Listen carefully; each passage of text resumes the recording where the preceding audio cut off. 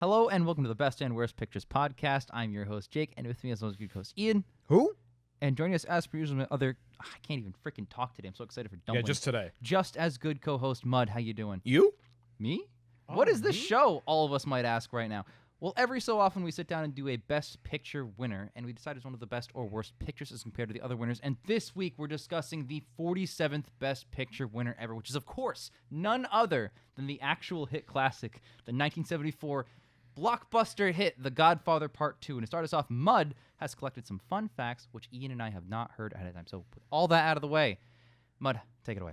Thank you, Jake. So, The Godfather Part 2 came out on December 12th in New York and December 20th to general audiences. It has a runtime of 202 minutes, making it one of the longest films we've watched for this series so far.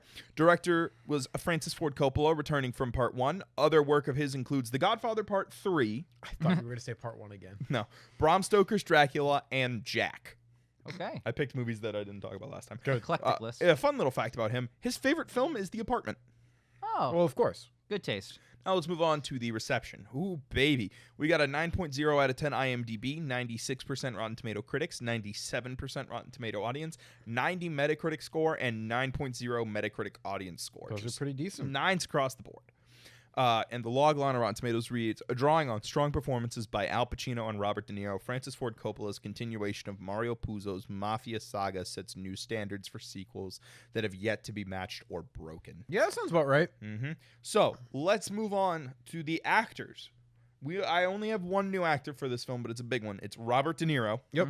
Other roles of his include The Goodfellas, The Irishman, Joker, The King of Comedy, The Deer Hunter, The Silver Linings Playbook, Meet the Fockers, Limitless, Taxi Driver, Brazil, Casino, and Heat in the same year. Yep. Shark Tale and Raging Bull. My man really snuck Meet the Fockers in there. Almost every film you said was Heat. And then you went, Meet I the did say Fockers. Heat. And you It's the said same year Shark as Tale. Casino. Anyways, in 2006, here's a fun little fact about him. In 2006, Robert De Niro received an Italian citizenship despite protests from a group called the Sons of Italy, who believed De Niro damaged Italy's reputation by all the gangster movies he made. Second actor is returning face Robert Duvall. Yeah. Other work of his includes THX 1138, which was George Lucas's directorial debut. Yep. MASH, which I did not know. Apocalypse Now, The Judge, Widows, Bullet, and To Kill a Mockingbird. He was Boo Ridley. And a fun fact about him, he was married 4 times and had no kids, despite trying. When discussing this in 2007, he said, I guess I'm shooting blanks. So that's the reverse of Al Pacino. And then lastly, we have Diane Keaton, returning from Part 1. Yep. Other work of hers includes Annie Hall and the Book Club series. Not fucking Annie Hall. Yeah, she Soon. is Annie Hall. Annie Hall soon. Speaking of Annie Hall, fun fact about her, she dated Woody Allen Why? and Al Pacino. That's better, but why the first one? No.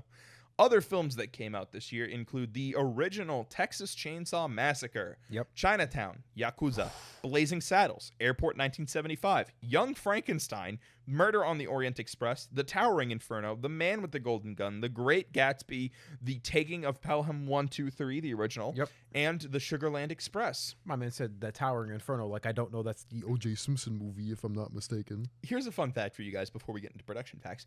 This film was not well received upon release. The New York Times called it stitched together leftover parts with no mind of its own. It was panned for being too long and completely inferior to the original.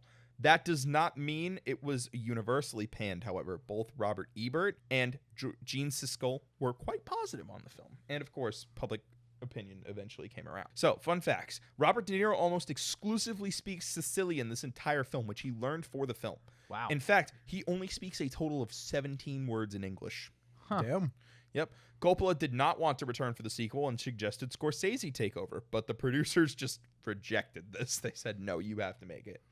Brando was supposed to film a cameo, but due to a falling out with the producers, not only backed out of the project, but didn't tell anyone and just didn't show up the day he was supposed to film it. That's the most Brando thing I've ever heard. Yeah, it is. The scene had to be rewritten.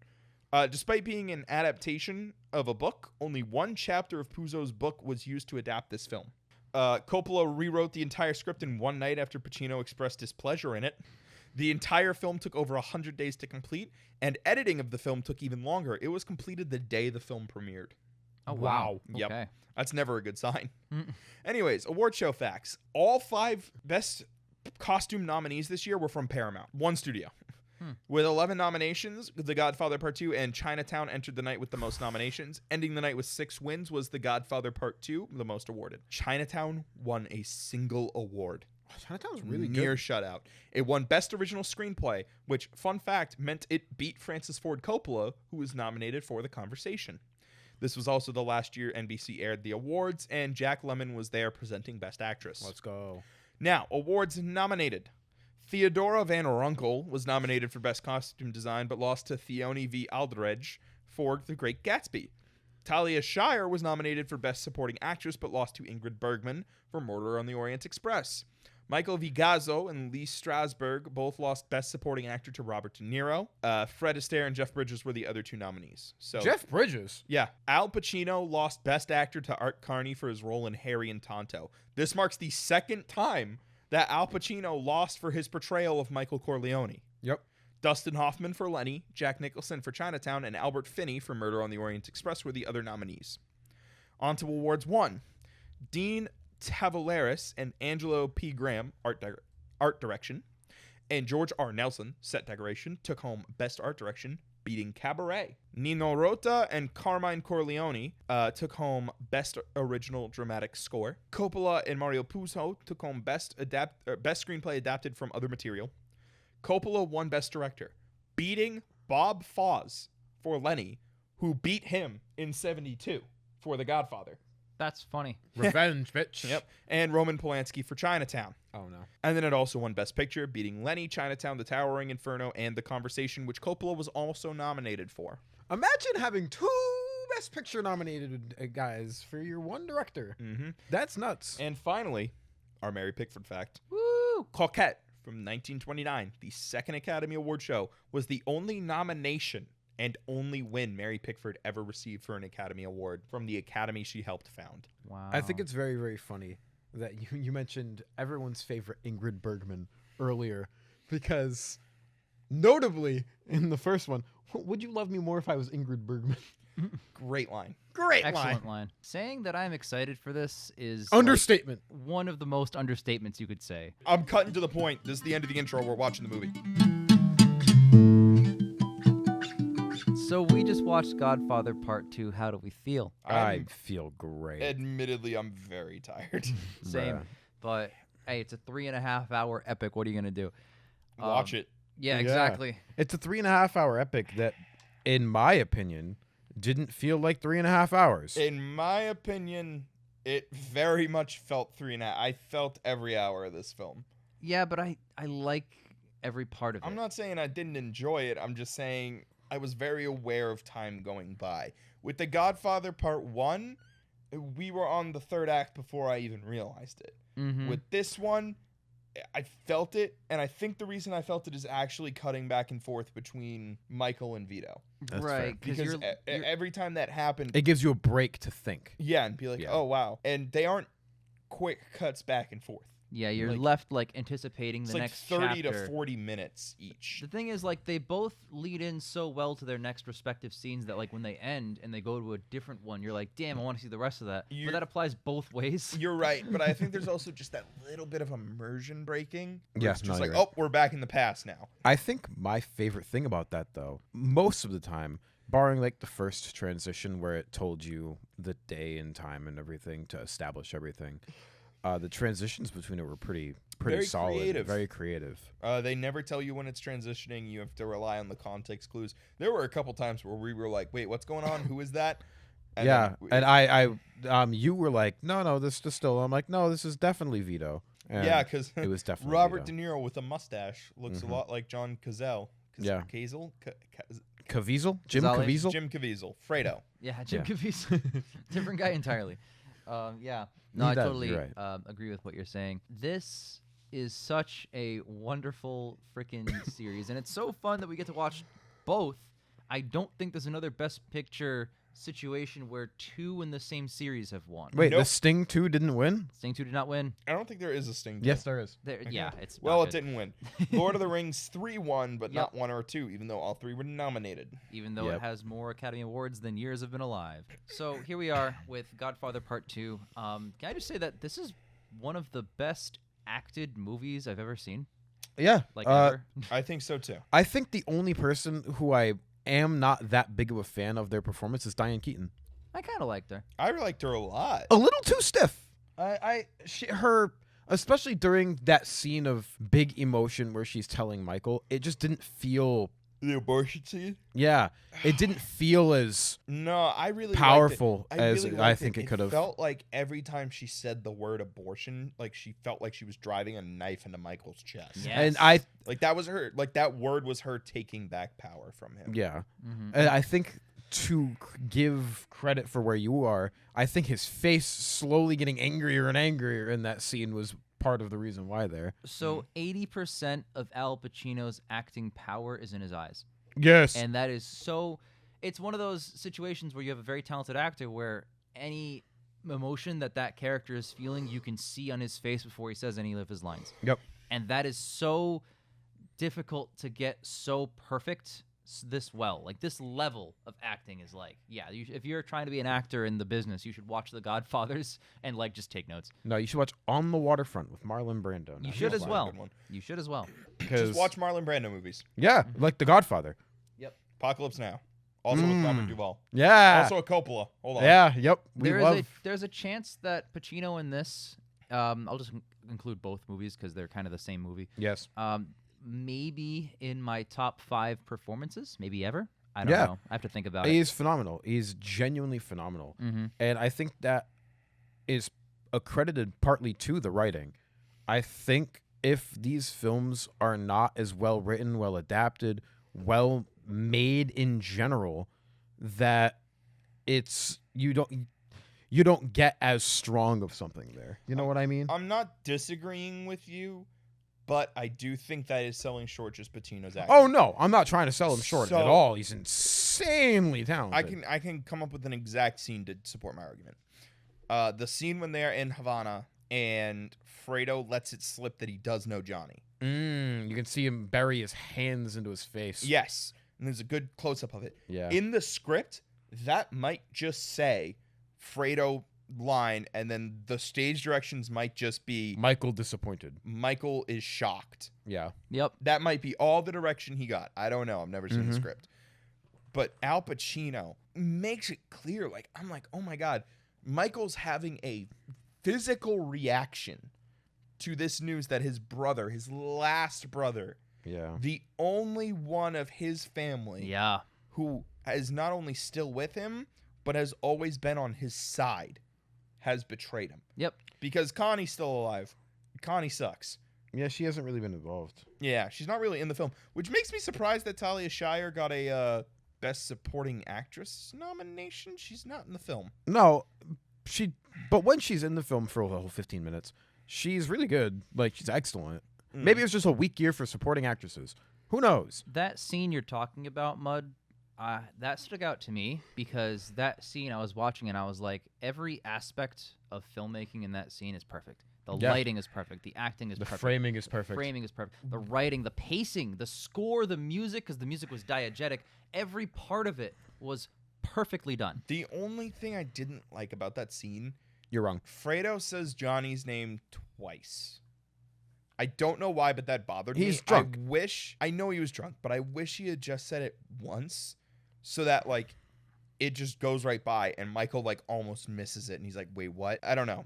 Because I almost feel like, I know he's drunk, but I feel like after he said it the second time, Fredo should have realized he fucked up, you know, because he's thinking about Johnny. And I think just that same day, Michael had been asking, do you know Johnny? Do you know Yep. Johnny or Hyman? Yeah. But, like, that's literally my only criticism. But you're right about the lighting and the staging And of the framing. camera. It zooms in on Michael's face and you don't see anyone behind him. And you're like, oh, fuck, that's how he feels right now. He's like, oh, I'm by myself. I'm literally standing by myself in this crowd. I really like the establishing of that shot too, where you're like peeking over Fredo's shoulder at Michael while he's talking to the person and like, oh, you know, blah, blah, blah. Johnny likes this place, you know. Johnny knows all the clubs around here like the back of his hand. That's a normal thing to say. I don't know why you have a gripe with that. It's just he says I know twice. it's in the context of the scene, but he says, oh, you know, I heard about this place from Johnny. Johnny knows all these places like the back of his hand. That's a normal sentence. It is. I feel like even someone as stupid as Fredo would have realized. I don't know. When you're an idiot and you're drunk, it's kind of raps. Fredo is so dumb. It's so funny. Fredo is painstakingly dumb. You know what's really fucking funny? When he says he's smart. No, I wish I had talked about this more because I don't think we talked about Fredo a lot in The Godfather. I wish we had talked more about him in The Godfather because he is perfectly set up to be the bad guy in this movie. He's not the bad guy. He's just a bumbling buffoon. He's one of the bad guys. He's an antagonist. He's an antagonist. I would argue he's the main antagonist. It's when they realized that they had a rat in the family. My first thought is Fredo. My first thought was Fredo too, because of how The Godfather portrayed Fredo. Right. See, like in The Godfather, again, I wish I talked about this. We didn't because it didn't come up because he was just kind of there. I wanted to be like, it feels like they were setting Fredo up to be a betrayal, and it never came. But then in this movie, they pay it off. But you fully buy that Fredo's a traitor because you've watched The Godfather and you've seen how he's treated. Yeah. Yep. And he even mentions it in a really great scene with perfect lighting and great framing and a nice back and forth cut between both of them. We're going to be saying that a lot, I think. Oh, yeah. Where he goes, I don't know why you guys think I'm so stupid. I'm smart. No, you're not. You can see how he feels. He finally boils and bubbles over. And you can even see in the scene before he accidentally lets it slip when him and Michael are having drinks, the banana daiquiri. How do you say banana daiquiri in Spanish? It's banana daiquiri. Love banana daiquiri. It's funny. That scene's great. And he goes, yeah, I was so mad at you. Why didn't we have more times like this before? Mm-hmm. Almost lets it slip then. It's great. Like, this film is fantastic. It's everything that's great about one expanded upon, and you get more of Michael, which awesome because we didn't get to see him do too much. It was just the beginnings of his whole venture as the Godfather. Right. And you get to see more of Vito before and why he came to be how he is and how his path kind of parallels Michael's a little bit. It parallels reverse because this is Vito's rise, and in a way, it's kind of Michael's fall. It's Michael going downwards. It's the fall of the Corleones. Yep. Michael survives, but he survives alone. He has nobody left. It's incredible. He has nobody left. Fredo is gone. He's all but divorced his wife. Connie is worthless. She is. I don't know why you said it like that. I'm not wrong. This poor girl, man. Like the only one that he has left is Tom, who isn't in this film enough. I got a rant. They did such a good thing with Tom's character in the first movie. He was finally a wartime consigliere, and he's just not in this fucking movie. And I'm mad about it because Robert Duvall is amazing as Tom, and Tom might be my favorite character. So we're going to go back and forth a little bit here. Mud, I agree that I would love to see a film with more Tom.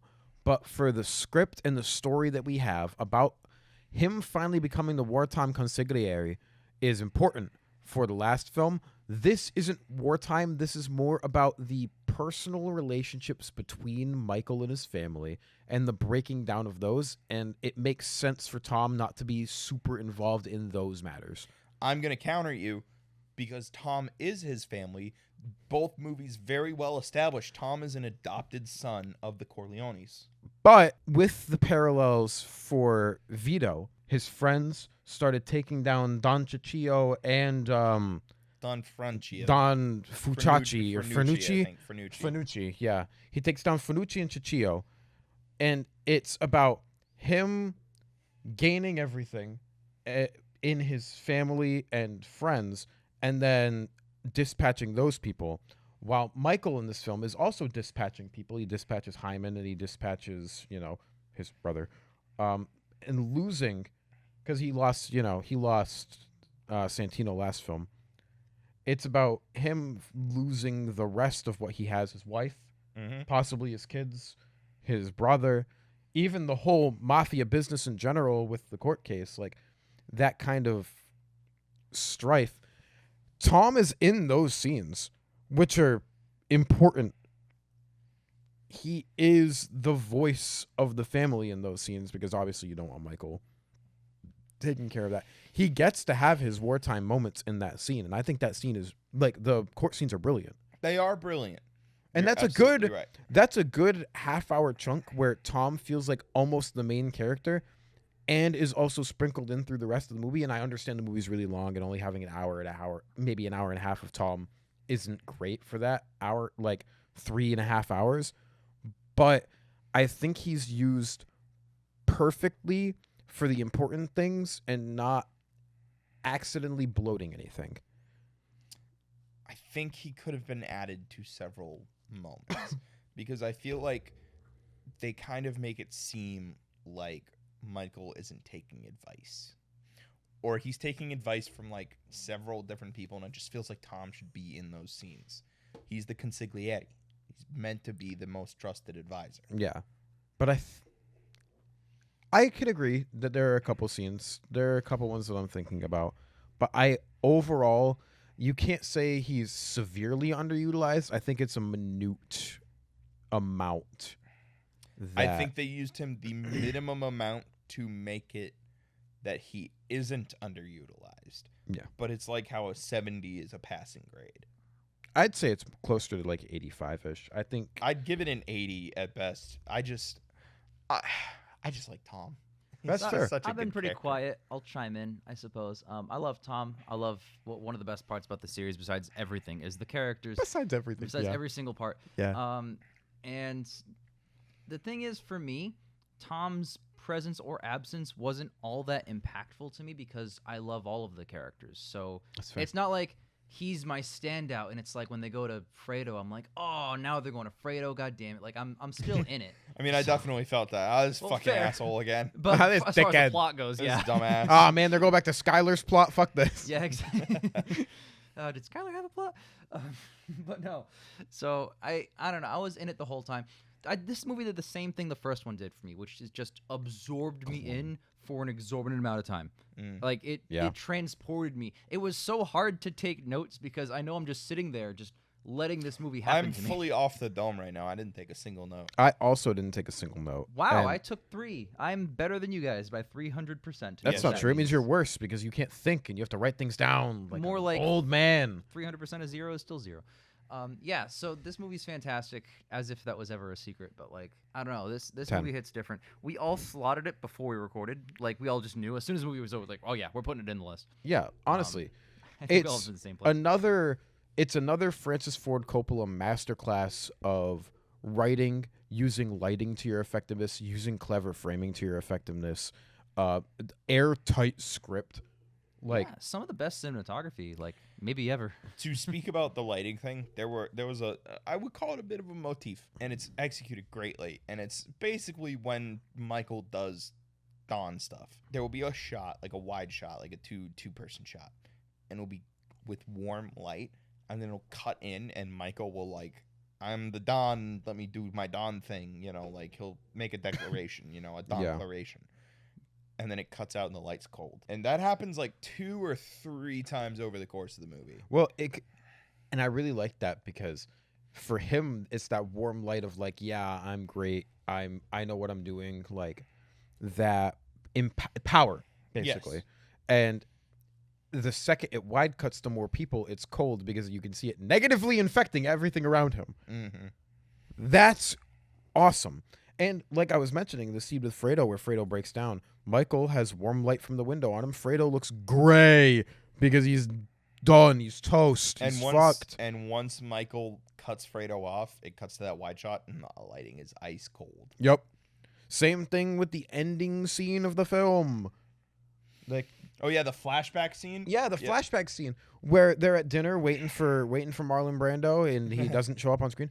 But the lighting in that is warm at the start of the conversation because it's a festive And it activity. punches in on Sonny and Michael. It punches on Sonny and Michael. He goes, "Oh, great, breaking your father's heart on his birthday."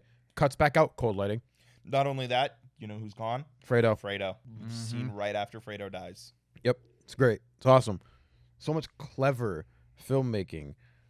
That's what it should be about. Your 3-hour films should be clever filmmaking and things that matter and strings. You want to follow the string through the labyrinth.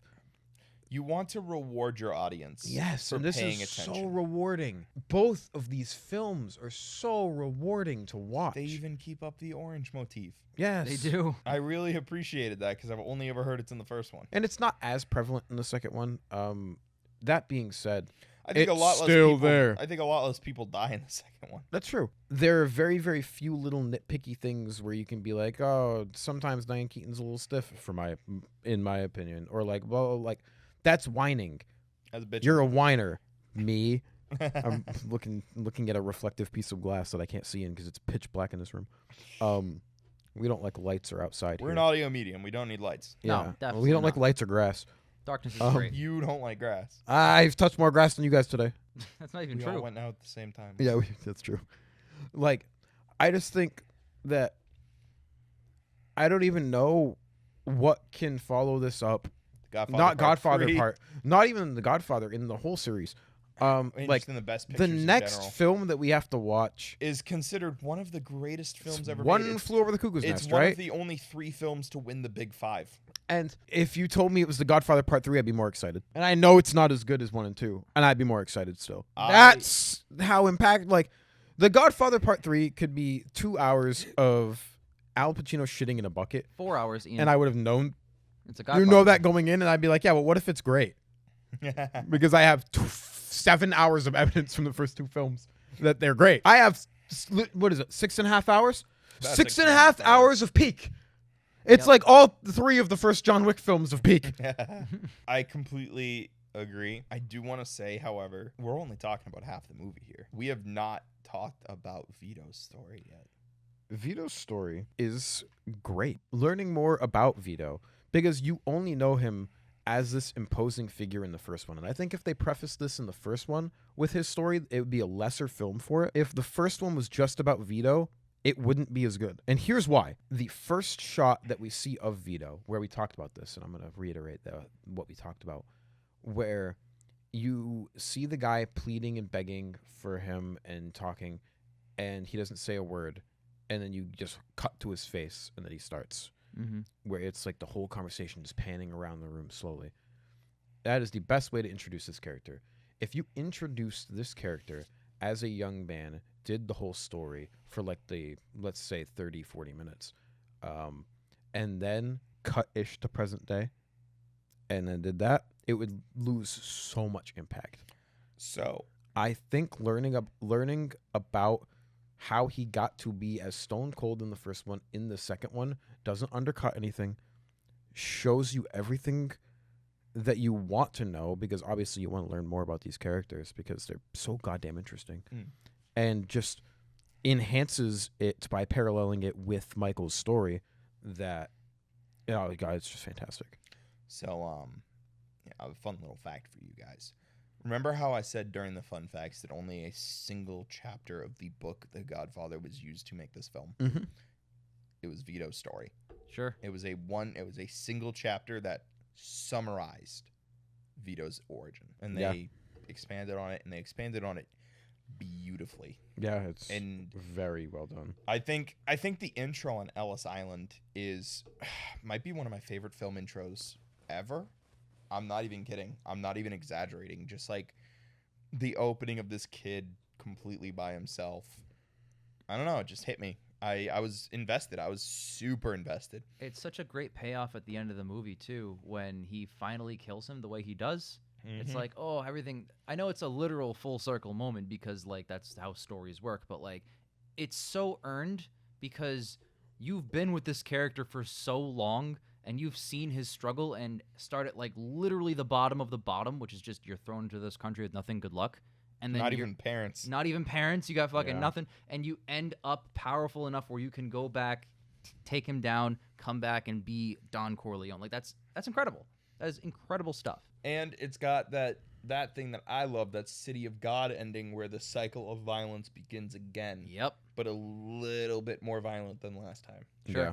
You know, like this is Vito's baptism. Yeah. Yeah. And what is it for him?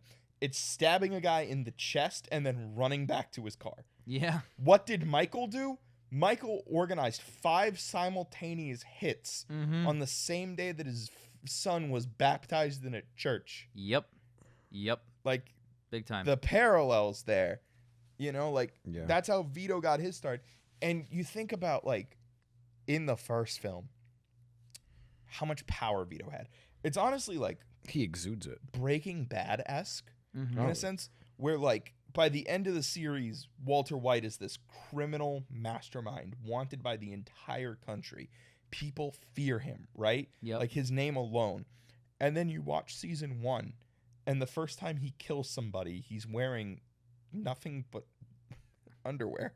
Yeah. And he does it in like the most sloppy, stupid way. Yep. Exactly. That being said, Vito has a lot more professionalism sure. and is a lot colder, obviously. Mm-hmm. But it's just like, it's always interesting to see the origins of these fucking monoliths of people.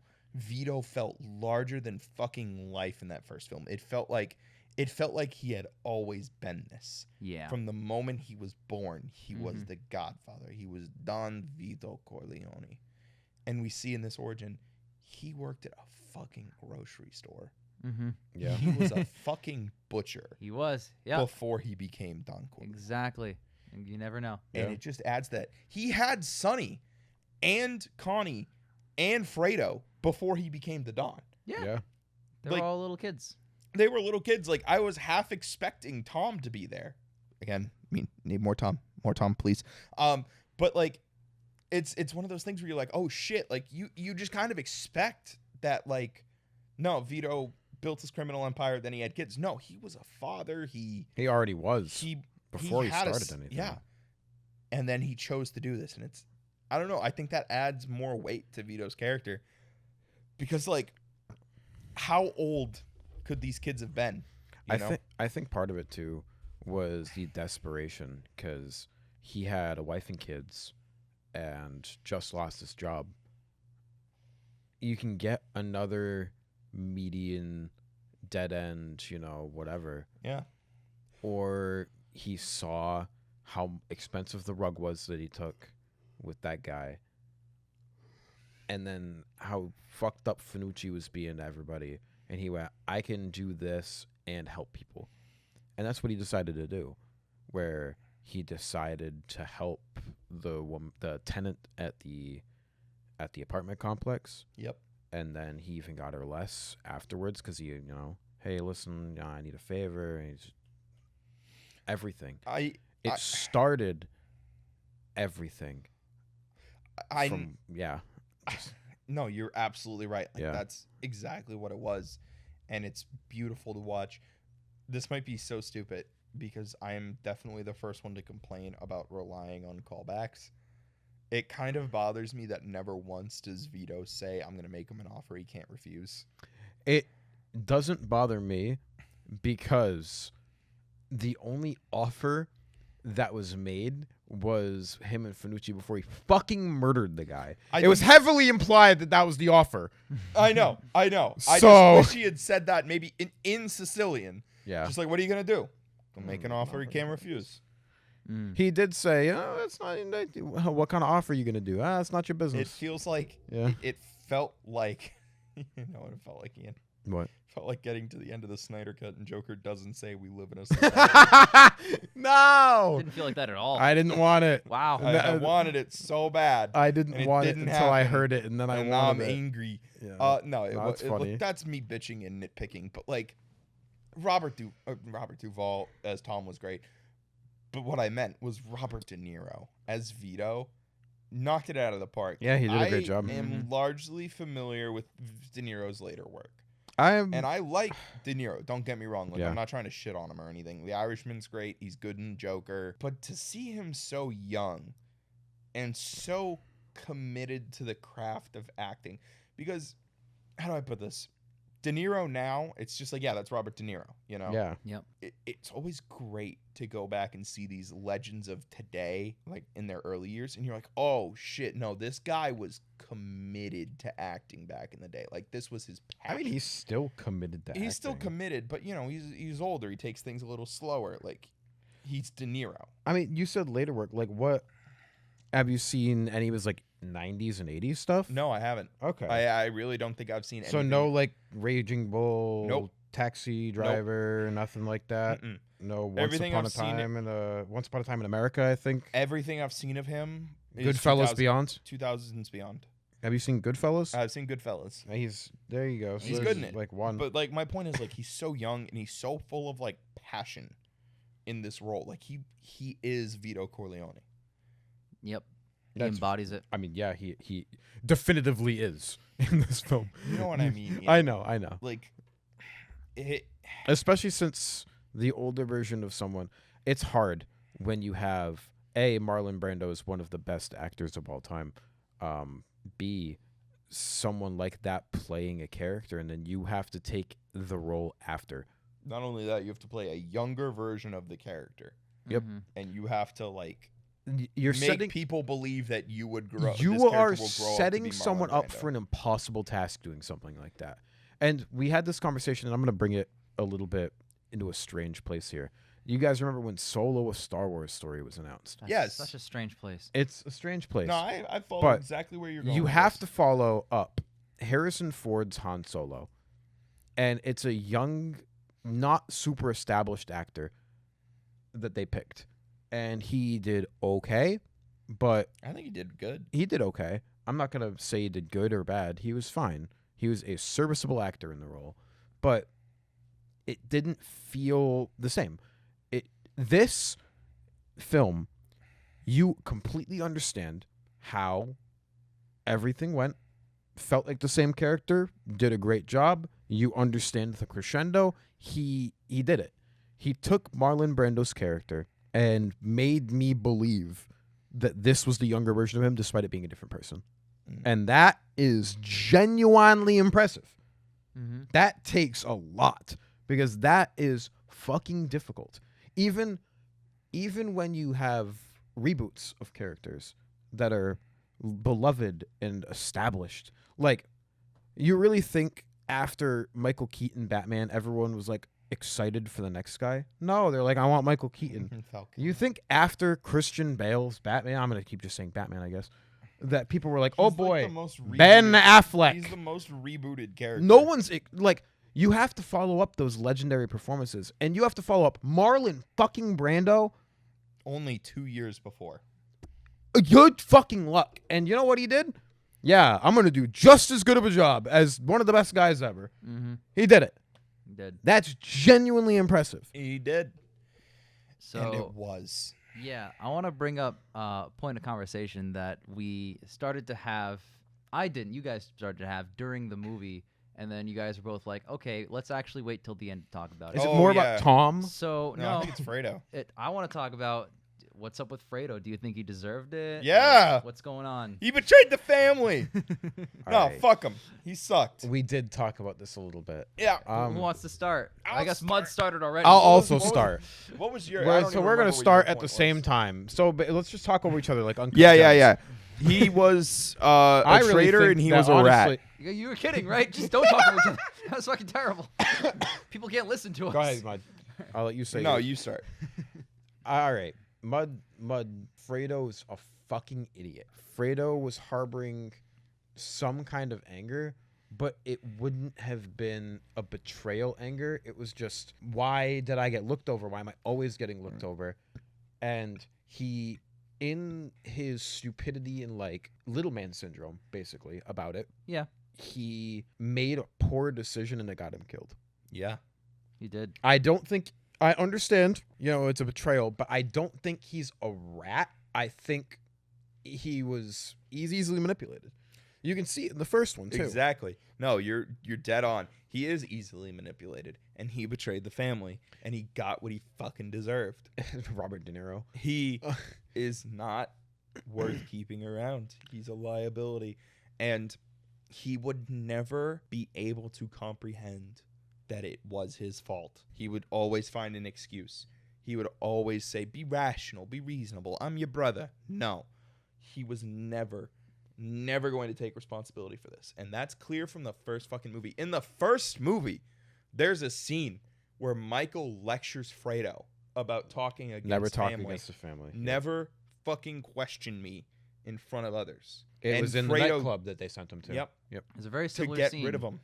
where Vito in Godfather 1, Vito says that to his boy. Yeah. Yeah. He says it to Towards the opening. Santino. Don't Which- fucking question Don't me. fucking question me in front of other people. And it's We're great family. because that's a two-pronged scene because on the one hand, it's just meant to show that Michael's becoming like his father. But on the other hand, it sets up for the second one because it also characterizes Fredo because Fredo is an idiot. Fredo is an idiot. But I don't know if it warrants absolutely murdering him or just cutting him off from the family. He'd already been cut off from the family. You don't leave an asset like that lying around because Fredo knew a lot. As much as he was stupid, he almost got Michael killed. Yeah. So and that was on an accident. Where's Kay being killed then? Because she knows a lot too. Oh yeah, Kay being killed? Yeah, she's really gonna risk the fucking safety of her own kids. So it's harder to kill Kay because she's the mother of his kids, and he's holding them hostage. He's holding them hostage. You could argue that she's trying to or kind of doing the same thing. Like when a war between like previous lovers, it's always a lot harder to pull off. Fredo should have simply just tried to marry him. Then he would have killed him. No, Fredo and Michael. I believe it. No. I should be clear. I'm not on either side. I just want to hear. If I can build on what you're saying, yeah, why not kill Kay? Kay had skin in the game. With Fredo, here's how this goes. Oh, give me some info on your brother. You want to hurt him? Yeah, I want to hurt him. I don't want to kill him. No, it's fine. It's fine. We're not going to kill him. He didn't know, quote. And guess what? Michael almost fucking died. They shot into his bedroom. And that's with Fredo being friendly to Michael. Yeah. What kind of shit do they get on him if Fredo's actually out for revenge? Yeah. And it wasn't even, oh, give me some dirt. It's, we have a deal, I want to make it go by a little bit faster. Yeah. And that was with good intentions. Imagine now if Fredo genuinely wanted to hurt Michael. Fredo genuinely wants to hurt Michael, gives them information, just the wrong information because he's a fucking dumbass. Yeah, Fredo got what he deserved. Fredo was a liability. Fredo deserved that bullet. It's so funny because I'm like between you guys because like Fredo absolutely fucked around and found out. We can all agree that they are the consequences of Fredo's actions. Yep. However, the other situation about that is like, yes, he's a liability. Yes, Michael, to an extent, is justified for what he's done. But wow, Jake justifying murder? Wow. Yeah, I know. How dare I? But in a movie about gangsters. It's only to keep a criminal empire going. Yeah, exactly. That's all we care about. Oh my God. Why else would you care about? But on the other half of the spectrum here, Ian's right. He's an idiot. Like he's complaining all the time about like, oh, I should have taken over the family instead of you because, bro, you couldn't even like run your left foot. What the fuck are you gonna do with the Corleone crime family? You can't possibly like fathom what Michael or Vito or anybody else has done. Bro couldn't manage a Denny's. He couldn't manage a Denny's. Well, how are you gonna manage the Corleone family? My man's gonna manage the most tame no fucking Waffle way. House He couldn't manage his goddamn wardrobe. Like Fredo, he's so inconsequential. But by that same token, maybe a significant demotion or something to like keep Fredo out because Fredo's in the business right now. Fredo's part of it. No, he's not. He's at the bottom of the ocean. He's at the bottom. Yeah, now.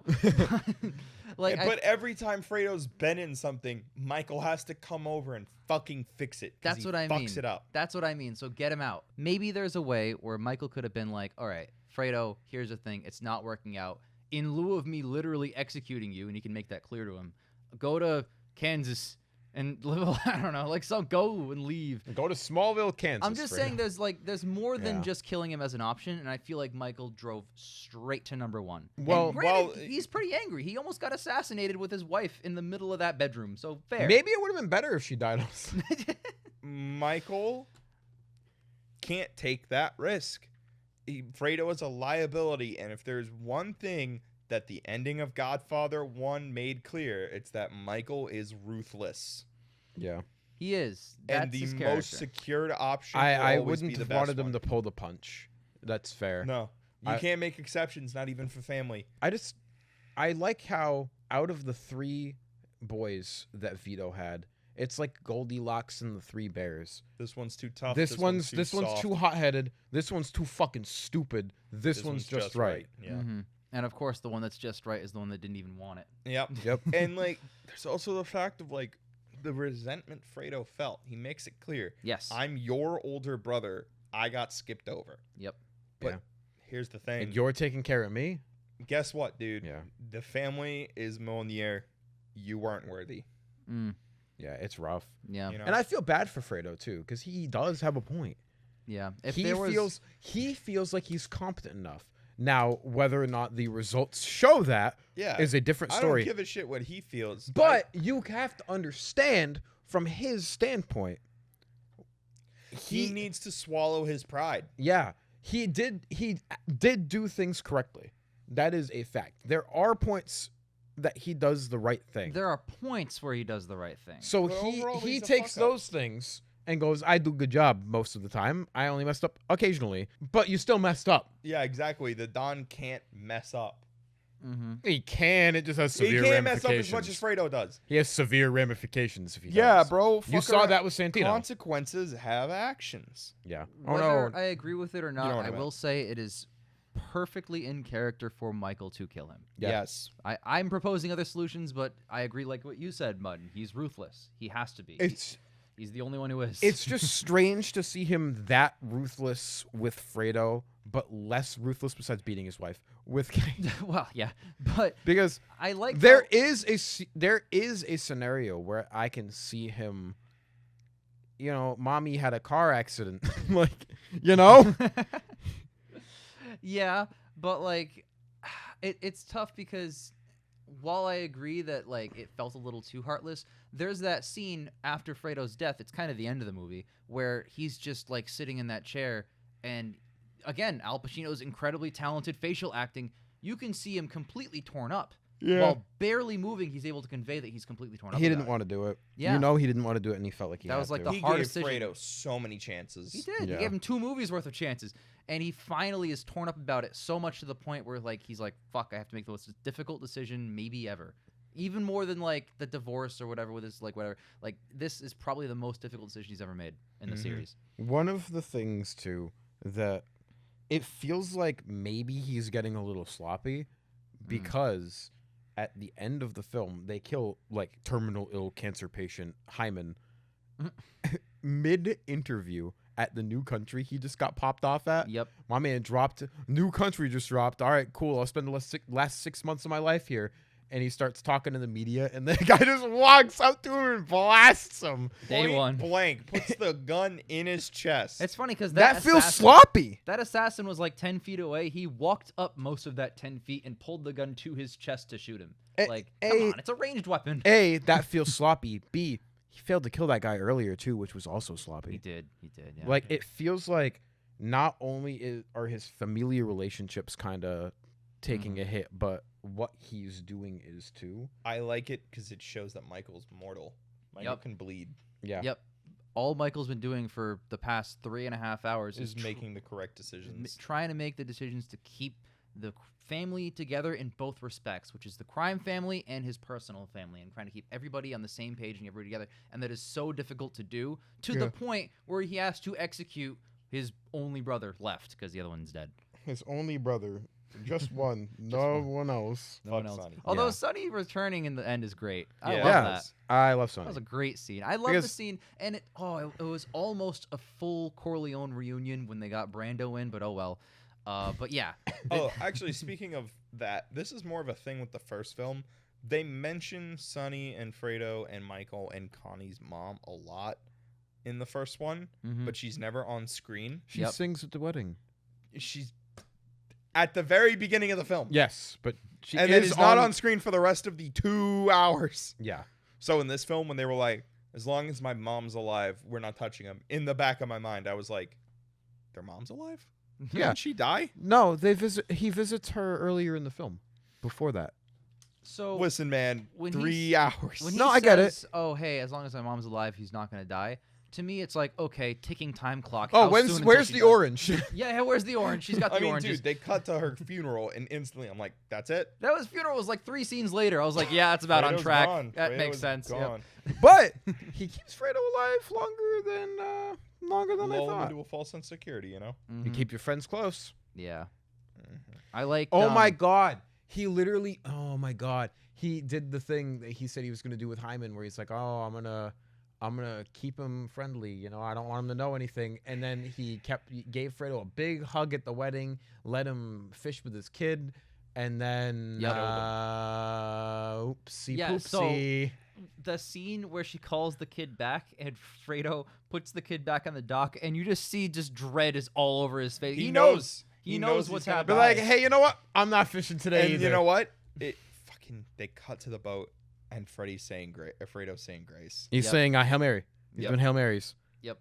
Yep. Fredo Ultimate- should have just been like, actually, I'm not fishing today either. Yeah. I'll fish a different day. Ultimate mind game if like he that guy takes him on the boat ride, then brings him all the way back and went like, oh, good fishing trip, and then gets back Then out. shoots him. Then shoots him. He shoots him on the dock. Just Oh. a massive fuck you, Fredo. Oh man, no, that was foretold in the stars as soon as the when my mom dies scene happens. And I love the argument we keep referencing between Michael and Fredo, where they're just it's this incredible. It felt like a movie and a half worth of tension built up and released between these two people. And Yeah. it's great because it's been. You're right. It's been building up. Like Michael and Fredo have been like. I know their relationship so well. Mhm. Yeah.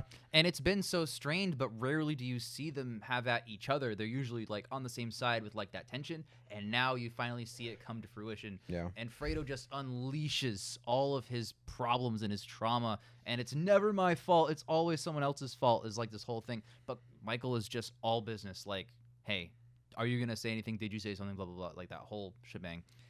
And you're So. right because like Fredo might be stupid, but for the most part, he's on Michael's side in the first film. Yeah. Mm-hmm. Mm-hmm. Yeah. He It's just- tough. it's It's tough tough. to see. Because it's almost like Tom is Sonny's ally first and foremost in the first film, I would say. Yep. Yeah. Fredo is Michael, so this is really Michael like having to kill the first like supporter he had in the Corleone family. Right. Yeah. Which is so difficult. Yeah. No, all right. Are we gonna rank it or slot it? Cause like, damn.